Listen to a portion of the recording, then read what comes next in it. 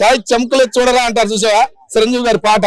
అట్లాంటి ఆయన ఈ రోజు పిఎంఐ మన ముందు కూర్చున్నాడు. అది అవకాశం ఇచ్చింది ఎవరు? మన తెలుగు వాళ్ళే. ఓకేనా, అది గుర్తుపెట్టుకో. ఓకే, ఏంటంటే తొక్కారు దక్షిణ భారతదేశానికి కొన్నాళ్ళుగా. ఏంటంటే అదే వెనకమాల మూటలు దాచుకునే తనం ఎక్కువగా పెరిగిపోయిందని చెప్పేసి కంట్రోల్ చేశారు. కంట్రోల్ చేయడం వల్ల ఈ రోజు రాష్ట్రానికి కాదు దేశానికే ఒక వెన్నుముక్కలాగా తయారవుతుంది ఆంధ్ర రాష్ట్రం, తమిళనాడు. అదొక్కటి చాలు ఉదాహరణ.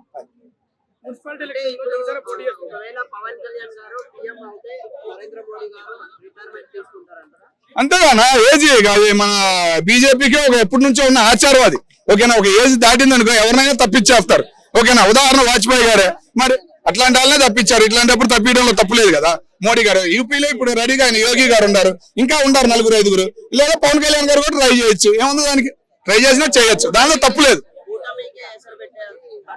అదంతా అనుకోవటం రాంగ్ అన్నా. ఓకేనా, 2 సంవత్సరాల నుంచి 10 సంవత్సరాల నుంచి పవన్ కళ్యాణ్ చూసావు కదా నువ్వు, ఎట్లా మాట్లాడారు ఎలక్షన్లకు ముందు, ఇప్పుడు ఎట్లా మాట్లాడుతున్నాడు. 2 సంవత్సరాల నుంచి రాజకీయం నేర్చుకున్నాడు. సినిమా హీరోలాగా మాట్లాడుతా, రాజకీయ నాయకుడిగా తయారు చేశాడు మా నారాయణ మనోహర్ గారు పవన్ కళ్యాణ్ గారిని అనే ఫీలింగ్ మాకు కలుగుతుంది. పవన్ కళ్యాణ్ గారు మాట్లాడే మాటలు కూడా అట్లాగే ఉన్నాయి, నిదానమే ప్రధానం అన్నట్టు.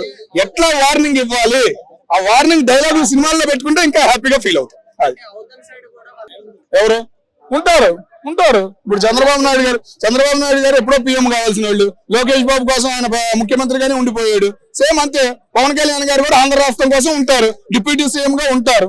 ఇంకా 10 ఏళ్ళు 15 ఏళ్ళైనా ఉంటారు. అటు సినిమాలు తీస్తారు, ఇటు రాజకీయంలో ఉంటారు. ప్రజాసేవ గురించి, ప్రజాసేవ ఎలా చేయాలి నేర్చుకునే నాయకత్వంలో కూటమి ప్రభుత్వంలో పవన్ కళ్యాణ్ గారు ఉన్నారు.